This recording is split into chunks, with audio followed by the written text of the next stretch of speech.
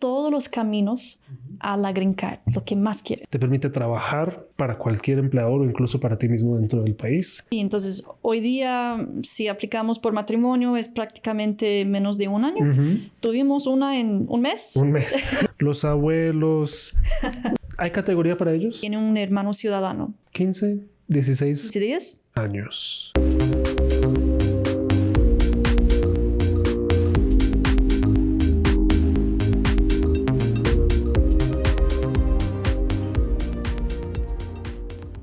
Bienvenidos de nuevo a Voces Inmigrantes. Yo soy Mauricio. Yo soy Tamis. Y este es su podcast para que puedan aprender todo sobre las leyes de inmigración, para que puedan descomplicar todos estos procesos que tenemos y que para que puedan entender qué es lo que pasa en el mundo de inmigración en Estados Unidos. Y en el episodio de hoy vamos a hablar de todos los caminos a la Green Card, lo que más quieren, la Green Card. Entonces vamos a explicar los caminos, las opciones, los plazos, para que sepan cuáles existen. Y como les preguntamos la vez pasada, no solamente es matrimonio, no solamente es cuando un empleador los pide, hay otras categorías. Entonces estén atentos que vamos a hablar de eso y también les vamos a dar tips al final para que sepan prepararse para eso. Pero antes de pasar a nuestro tema, vamos a hablar hoy nuevamente de nuestra nueva sección de verdadero o falso. Queremos darles algunas frases, algunas afirmaciones de inmigración y ustedes van a entender o aprender si realmente es verdadero esto o no. Entonces, la primera, Tamis. Perfecto. La primera pregunta es, ¿la visa H-1B solo puede ser a través de una lotería obligatoria? Es falso. Ya han escuchado que la lotería es para la H-1B. No tenemos que hacerlo siempre. Hay empresas que están exentas de este proceso y tiene que tener una categoría específica de la manera en la que están constituidas. Por ejemplo, organizaciones sin ánimo o sin fines de lucro califican y las universidades también, instituciones de educación superior. Este tipo de organizaciones no requieren que uno se registre en la lotería. Lo pueden hacer, pero tienen la excepción. Entonces, ¿por qué lo harían? Y lo importante es que se puede hacer en cualquier momento del año. Obviamente todos los demás requisitos de la H-1B existen. El conocimiento especializado, el título profesional, todo lo demás, pero no necesitan participar de esta lotería. Muy interesante. Y ahí es como un reconocimiento de la inmigración, de que estas empresas o organizaciones no necesitan competir contra otras empresas muy grandes en la lotería. Entonces ellos tienen como una exención de la lotería. Muy importante. Siguiente punto. Si quiero una Green Card y estoy fuera de los Estados Unidos, ¿puedo hacer el proceso o necesito estar dentro de los Estados Unidos? Entonces, no es necesariamente la respuesta, pero es falso. Usted puede aplicar dentro o fuera de los Estados Unidos. Si está en su país y no tiene una visa para venir, puede hacer todo de su país. La única diferencia en este tipo de proceso es que al final del proceso, usted tiene que hacer una entrevista en la embajada de su país. Así es. Y esta entrevista a veces es como un miedo, pero es una entrevista para verificar que usted califica y que puede ser un residente permanente. Y por otro lado, si está en los Estados Unidos, usted aplica de acá, recibe un permiso de trabajo y ahí queda esperando todo de acá. Rápidamente. Tuve una consulta la semana pasada y una persona me decía, yo sé que ya no califica para la Green Card, pero creo que califica para una visa de inmigrante porque tiene un familiar residente. Y yo le dije, es la misma cosa. La visa de inmigrante y la Green Card dan el mismo objetivo, la residencia permanente, pero es importante recordar la diferencia. Una Green Card es esa tarjeta que dan cuando usted ya está dentro del país. Pero si está solicitando la Green Card por fuera, le dan una visa en su pasaporte para que entre y luego le dan la Green Card. Entonces, yo sé que es un poco confuso, pero la Green Card siempre es el punto final, pero a veces empieza con una visa. Listo. Perfecto. Bueno, entonces la próxima pregunta es, ¿usted puede ser deportado en los Estados Unidos si pierde su empleo mientras está en los Estados Unidos con una visa de trabajo? Entonces, la respuesta favorita del abogado, depende. Entonces, realmente no es que usted va a ser deportado inmediatamente, pero pienso entonces que la respuesta es falso. Pero si usted pierde su trabajo y, por ejemplo, tiene una visa H1B, tiene tal vez un tiempo específico en el que tiene que encontrar otro empleador o salir del país. La H1B, por ejemplo, son 60 días. Tiene 60 días para ver si puede conseguir a alguien más o si es mejor regresar.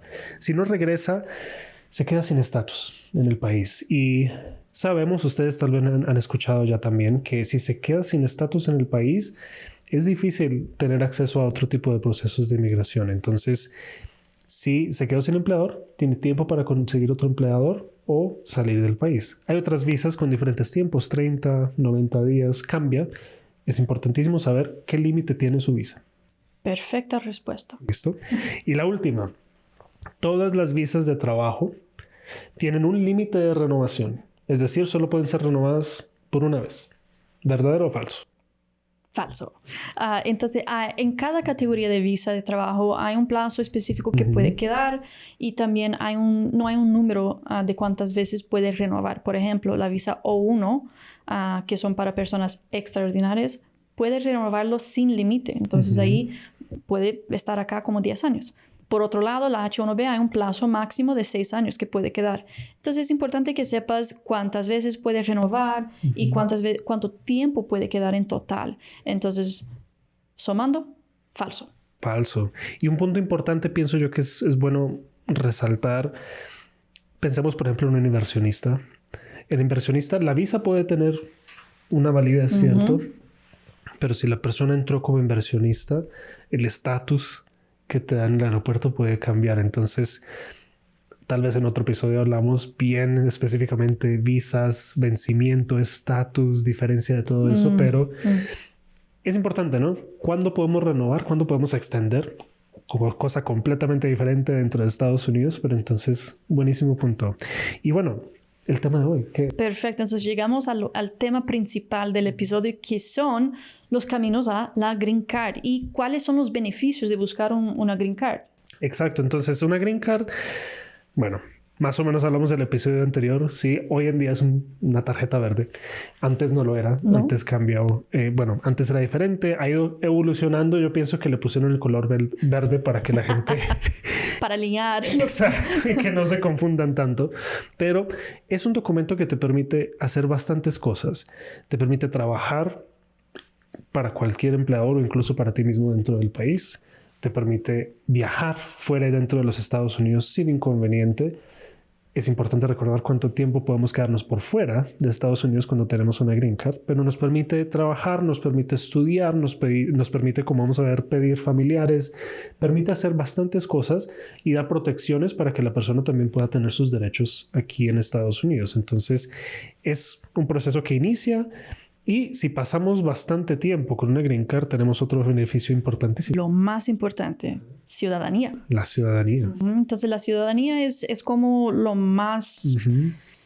el mayor beneficio que puede buscar en inmigración y no puede ir directamente a la ciudadanía, tiene que primero pasar por el plazo como residente. Entonces, empezamos con los caminos.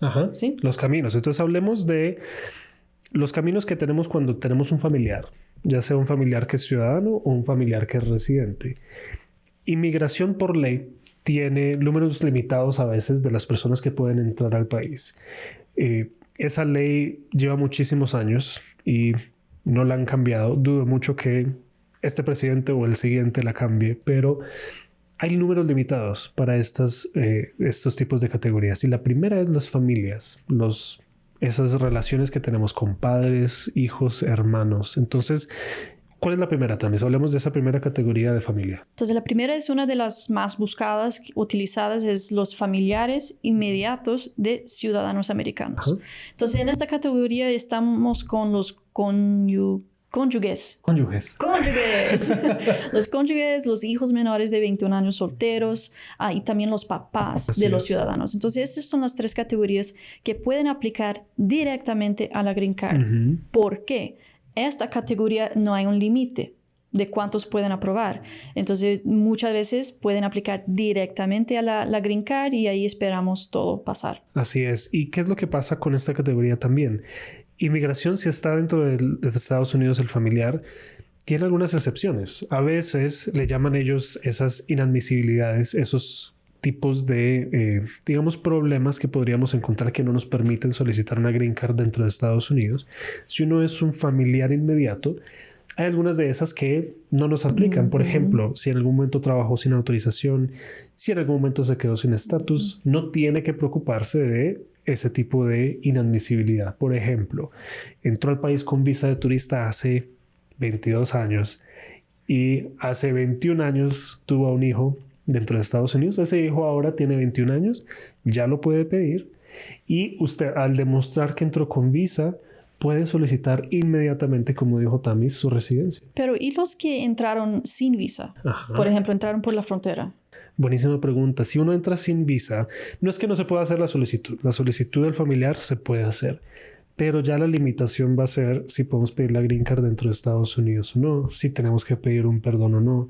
Porque si la ley nos perdona el habernos quedado más del tiempo permitido por la visa, no nos perdona haber entrado sin visa. Ahora, punto importantísimo reciente.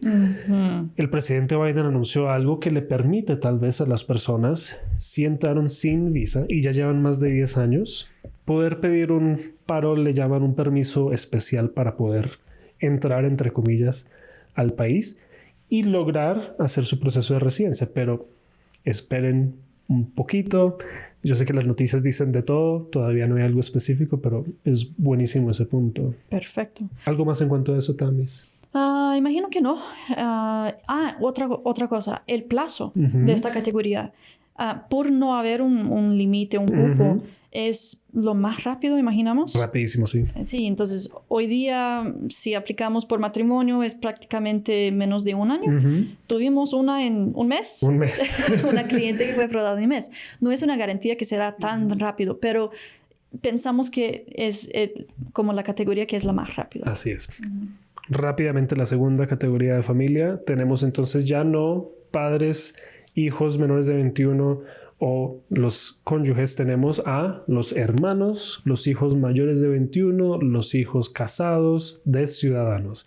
Esas tres categorías junto con las personas que son parejas de residentes permanentes e hijos solteros menores o mayores de 21 de los residentes permanentes. Esas son las categorías que entran en esta siguiente. Y en esta categoría, ¿cuál es la diferencia entre esta categoría y la de familiares de ciudadanos? Esta categoría sí tiene fila. Esta categoría sí tiene un tiempo que necesitamos esperar porque sí hay un número limitado de residencias que pueden aprobar por año. Y una pregunta para ti, Tamis. Los abuelos, los tíos, las tías, mis primos, ¿pueden hacer proceso para mí o yo los puedo pedir? ¿Cómo? ¿Hay categoría para ellos? Quisiera decir que sí, pero no. No hay categoría para este tipo de familiares. Entonces, tiene que ser un familiar que llamamos inmediato para entrar en esta categoría. Ahora, con los parientes que son en estas tres categorías que mencionó, ¿cuál es el plazo más o menos de por ejemplo, un hermano que tiene un hermano ciudadano? Entonces, yo diría que en promedio 15, 16 ¿10? años. Wow. Bastante tiempo. Los hermanos, sobre todo esa categoría, piénsenlo así. ¿Cuántos ciudadanos estadounidenses hay? ¿Y cuántos hermanos tiene cada uno de esos ciudadanos estadounidenses? Hay muchísimas personas que están solicitando que sus hermanos vengan y el proceso de inmigración, las leyes no permiten que entren tantos. Entonces, especialmente si es de México, por ejemplo, se demora mucho más. Ahorita creo que están entre unos 20, 21 años. Si no estoy mal, la fecha que están ahorita revisando y aprobando residencias es abril de 2001. Entonces, imagínense, más de 20 años hay que esperar si es hermano de ciudadano. Bueno, entonces estas son las categorías por familiares.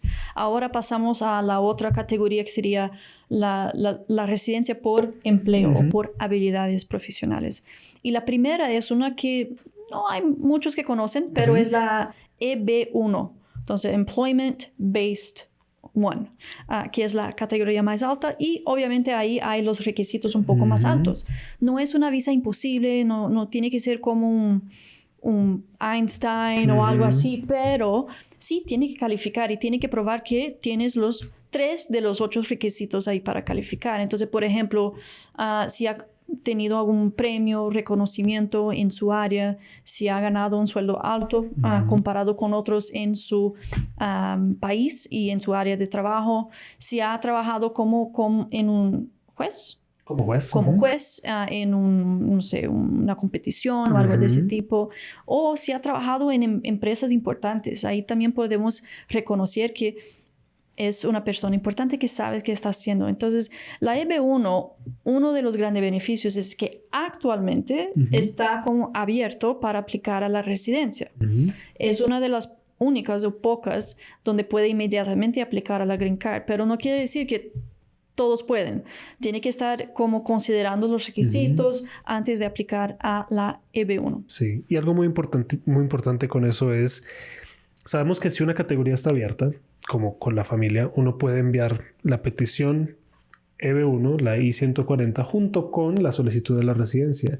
¿Y qué es lo que más venden los consultores y los paralegales? El permiso de trabajo. Tenga su permiso de trabajo. El problema de la EB1, yo digo problema, es que si hacemos la solicitud solo para tener el permiso de trabajo, esta categoría avanza mucho más rápido que las otras. Entonces puede que en 2 o 3 meses inmigración ya esté diciendo, ¿y dónde están las pruebas de todo esto? ¿Y dónde está esa buena fe de tu parte de que calificas para esta categoría? Entonces, no envíen una solicitud, es nuestra recomendación, simplemente para obtener un permiso de trabajo. Asegúrese de que califica, asegúrese de que tenga la documentación para que no tenga problemas con inmigración. Y sí, sabemos que quiere el permiso de trabajo, pero es importantísimo tener esas habilidades de las que mencionamos. Perfecto.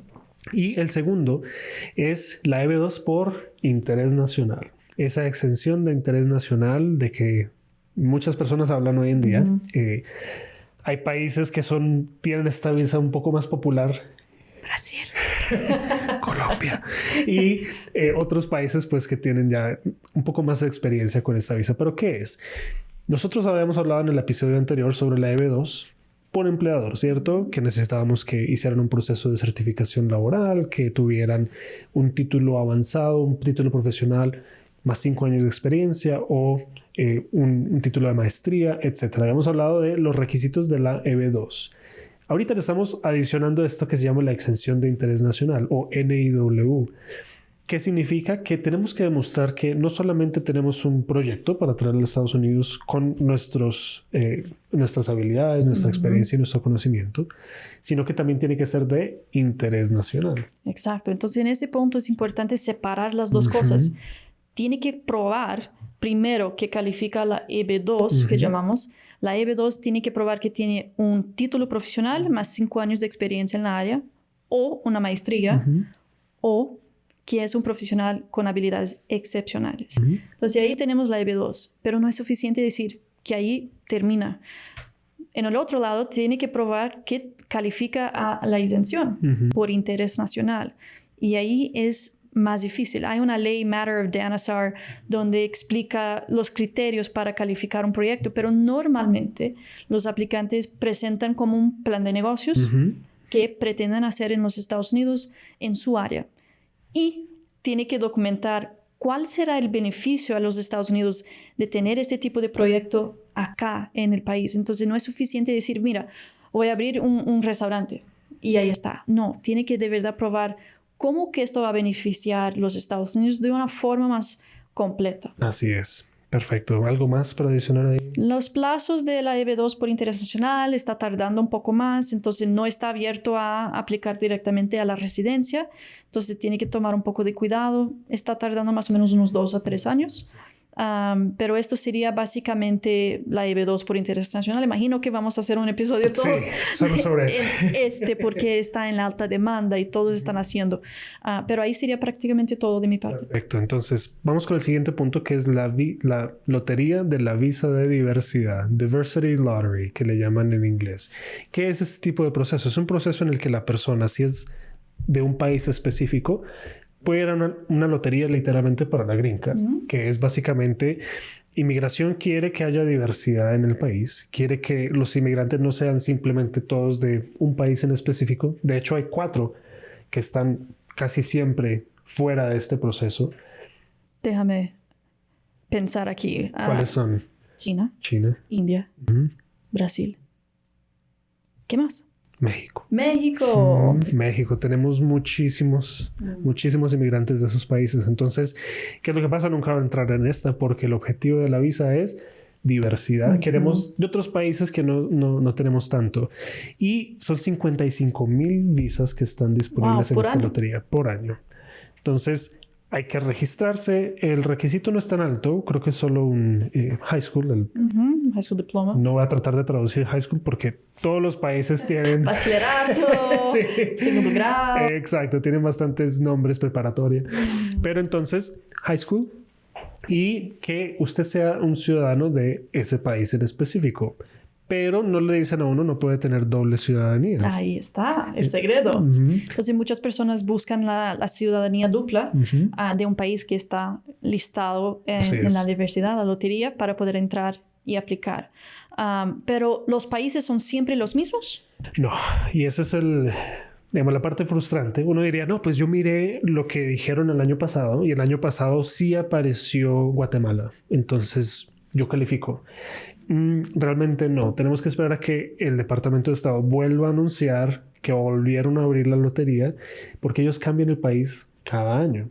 Nuevamente, piénsenlo, el objetivo es diversidad. Entonces, tal vez el año pasado entraron demasiados guatemaltecos y entonces ya este año no quieren que se vuelvan a registrar, pero no tuvieron suficientes ecuatorianos. Entonces, ponen los países de los que dicen tal vez necesitamos un poco más. ¿Y esta lotería, cuándo que hacen? Entonces, generalmente en octubre van a abrir el registro para que la persona pueda entrar y hacia finales del año, a veces inicios del año siguiente, van a dar los resultados de quién califica. Excelente. Bueno, entonces con esto pasamos a la última categoría de caminos a la Green Card, que son los inmigrantes especiales.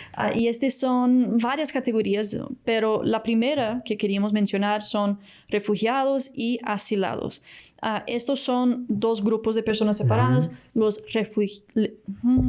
bilingüe está. Ya lo estás haciendo Ya bien. no está.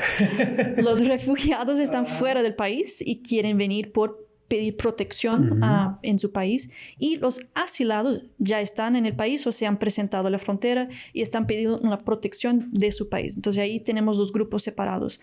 Pero tiene que recordar, con el asilo hay serias consecuencias si aplicas sin tener una prueba de que de verdad califica. Normalmente tiene que probar que ha sufrido algo en su país o tiene miedo de sufrir, y que el gobierno no le va a proteger si pasa algo. Entonces, imagina, estos son difíciles de probar, y la consecuencia, si por algún motivo no es aprobado o se encuentra algún tipo de fraude, ¿cuál es? Deportación, sí. Entonces, deportación es como el riesgo del final del proceso de asilo. Entonces, toma cuidado, y ahí está como la primera categoría. Exacto. Y ahora que lo mencionas, pienso que si ustedes quieren tenerlo un poco más claro, categoría especial, piénsenlo categoría de protección, porque todas estas categorías lo que busca el gobierno es protegerlos. Entonces, la segunda es proteger a las víctimas de delitos o de tráfico de personas o de trabajo. Entonces, si usted ha sido explotado en su trabajo y lo trajeron a Estados Unidos por ese objetivo, o ha tenido tráfico de personas o tráfico sexual, o también si ha sido víctima de un delito serio en Estados Unidos, puede calificar para una protección.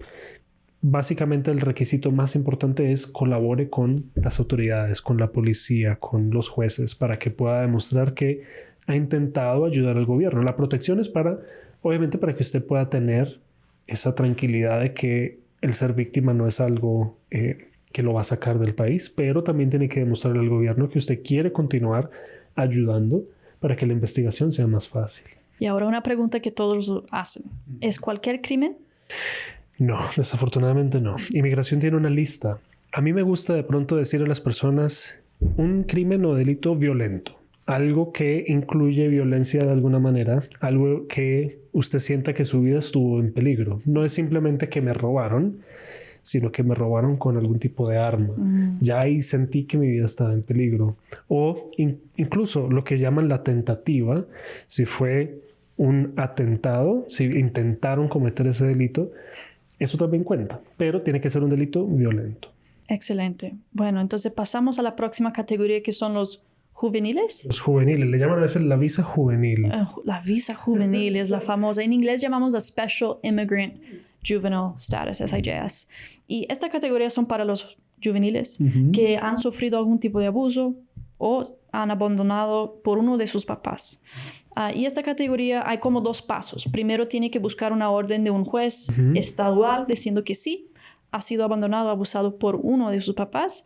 Una vez que tiene esta orden, ahí puede aplicar a la residencia. Entonces es importante saber que no es un proceso tan fácil. Así es. Y también tiene que tomar cuidado con la edad del juvenil, porque cada estado determina cuál es la edad que ellos consideran usted como un joven todavía. Exacto. Puede ser 18, puede ser 21, puede ser 19, pero la inmigración siempre va a considerar 21 años. Pero si el estado está como 18, ahí tenemos un conflicto y tenemos que como platicar un poco sobre la estrategia. Así es. Entonces sí es un proceso bien importante nuevamente proteger al joven que se quedó sin ese joven que se quedó sin sus padres, que fue abandonado, que fue abusado y que ya no tiene esa manera de poder, digamos, continuar en el país con seguridad por sí mismo. Entonces, punto muy importante, proceso bastante importante. Y el último, tenemos lo que conocen como VAWA, esa ley contra la violencia de las mujeres. No es solo para las mujeres, también aplica a los hombres. Y es un proceso que indica que si usted tiene un familiar que es residente o ciudadano, entonces usted puede enviar un proceso en caso de que sea abusado física, emocionalmente, psicológicamente por ese familiar. Los familiares son padres, hijos mayores de 21 o los cónyuges. Entonces, si tiene uno de estos familiares y ese familiar lo está abusando de alguna manera, puede que usted califique para que pueda ser protegido y incluso pedir una green card. Y el abuso, como mencionó, no tiene que ser como físico o violento. Puede ser una cosa más emocional, psicológica. Si están le amenazando o si están diciendo no le voy a ayudar con nada, están controlando su dinero, o si tienen como control de su pasaporte, no le dejan trabajar. Todo esto podemos evaluar para ver si de verdad llega al nivel de VAWA. Correcto. Entonces, todas estas categorías de residentes especiales ofrecen esa protección para que usted pueda, digamos, mantener su estatus, quedarse con una green card y lograr, digamos, ese sueño que tiene de estar aquí en Estados Unidos. Y bueno, estas, digamos, son las categorías que queremos hablar nosotros y llegamos al punto importante que todos ustedes están esperando, esos tips, esos consejos, cómo podemos nosotros entonces recomendar o ayudarles a ustedes a que puedan calificar a estas categorías. Y estos consejos los vamos a dividir por categoría. Entonces empecemos con la primera, los procesos por inmigración de familia. Excelente. Entonces el primer tip sería documentar la relación con el familiar, que es ciudadano, residente, que sea. Y ahí que buscamos son las certificaciones o las actas. ¿Actas? Actas, registros, mejor dicho. Cada país es diferente. Sí. Entonces las actas de nacimiento y también de matrimonio, si están buscando por matrimonio. Entonces estos documentos son extremadamente importantes. Entonces es importante saber cómo buscarlos, dónde buscarlos, si puede hacer en línea o tiene que ir físicamente a la oficina para buscarlos. Entonces documentar la relación es la primera dica. Exactamente. Y siguiente va a ser muy relacionado con eso en cuanto a documentación, el famoso RFE, la famosa solicitud de evidencia de inmigración. Muchas veces cuando hacemos una solicitud con inmigración, pensamos que tenemos toda la documentación que necesitábamos, pensábamos que teníamos las traducciones o las actas adecuadas. Inmigración regresa y nos dice no es el tipo de documento que queríamos, a veces lo pierden y eso es lo más frustrante. Uno lo envía y uno... No son perfectos. Para nada. Es un chiste nada más, pero yo digo que a veces llega la solicitud y la tiran al aire y lo que quedó en la mesa fue lo que incluyeron en la petición. Es triste, pero es verdad. Créanos, nosotros enviamos los documentos, tenemos copia de eso, pero a veces nos dicen, no nos envió el acta de matrimonio cuando sí la enviamos. Entonces, documentación, cómo prepararse para tener todo listo en caso de que haya uno de estos RFEs. Y también puede haber entrevistas cuando hacemos solicitud, por ejemplo, de matrimonio. Antes hacían más para todas las relaciones. Hoy en día realmente casi no hacen de matrimonio tampoco, pero cuando las hay, es bueno estar preparado, saber cómo responder, saber qué tipo de documentación llevar. A veces es difícil, ¿no? Uno está muy nervioso, pero ¿Puede llevar un abogado a las entrevistas? Sí, sí, tiene derecho de llevar un abogado y también un traductor o intérprete. Entonces, si no está seguro con el inglés, lleva un intérprete. Si quiere quedar un poco más tranquilo, lleve un abogado. Nosotros en la oficina siempre hacemos como una cita de preparación para la entrevista donde hacemos las preguntas como los oficiales, pasamos a las respuestas y los documentos que deberían llevar, porque ahí queda un poco más tranquilo. En el momento que el oficial está mirando y preguntando, puede contestar con más confianza y seguridad. Así es. Y un punto importante para todos estos tipos de visas de inmigrante, si está en la embajada, desafortunadamente no puede llevar abogado. Entonces en la embajada, obviamente los preparamos, pero las embajadas no permiten. Y esa, como les habíamos dicho al inicio en nuestro primer episodio, las embajadas tienen sus propias leyes. Una de esas es no puede entrar el abogado. Y pues aunque nos encantaría viajar a sus países y estar con ustedes en la entrevista, no podemos. Entonces tengan eso en cuenta, ¿ok? Ahora vamos con el segundo tipo de tip o consejo que queremos darle en cuanto a las visas de inmigrante, la residencia por inmigrante de trabajo. Documentos. Yo sé que ya expliqué esto varias veces, pero es importante saber exactamente que los documentos son a veces los más importantes en un proceso por empleo. Tiene que documentar su experiencia laboral, tiene que documentar sus grados, sus pregrados, que sea, tiene que documentar sus habilidades. Entonces, todo eso, nosotros como latinos ni siempre tenemos documentos. Siempre vemos como una hoja de vida extremadamente calificada y ahí preguntamos, ¿tiene documentos? No tengo cómo probar nada. Entonces la inmigración y los Estados Unidos en general quieren ver los documentos. Entonces ahí es importante ya empezar a separar como esos documentos de experiencia laboral o cartas de apoyo y también las como reconocimientos o entrenamientos, capacitaciones que hicieron. Y esto es como mi tip para este proceso. Perfecto. Y muy relacionado con eso, el mío es esas cartas de apoyo o de recomendación. Existen dos tipos, diría yo. Bueno, casi tres. Cartas en las que ustedes están hablando de sus empleadores anteriores y los empleadores anteriores dicen, esta persona trabajó aquí con este puesto, estas fueron sus responsabilidades, esto fue lo que hizo en su trabajo. Ese es un tipo de carta. Otra, alguien con el que usted no trabajó, pero que lo conoce, sabe de sus habilidades, sabe de su experiencia, de su carrera, o tal vez nunca trabajaron juntos, sí trabajaron juntos, pero quiere también recomendarlo para el proceso. Y el último, un experto, alguien que va a revisar y analizar su hoja de vida, su currículum, va a analizar su experiencia, va a analizar sus títulos y va a decir, como experto, esto es lo que yo pienso de esta persona, esto es lo que yo puedo recalcar de ellos. Entonces, cualquiera de esos tres, si tiene los tres, perfecto. Pero lo más importante, como dijo Tami, es documentación. Entre más tengamos, mejor. Y en las cartas, un punto importante es que la carta del expert, ellos van a escribir y ahí pueden decir lo que piensan mejor.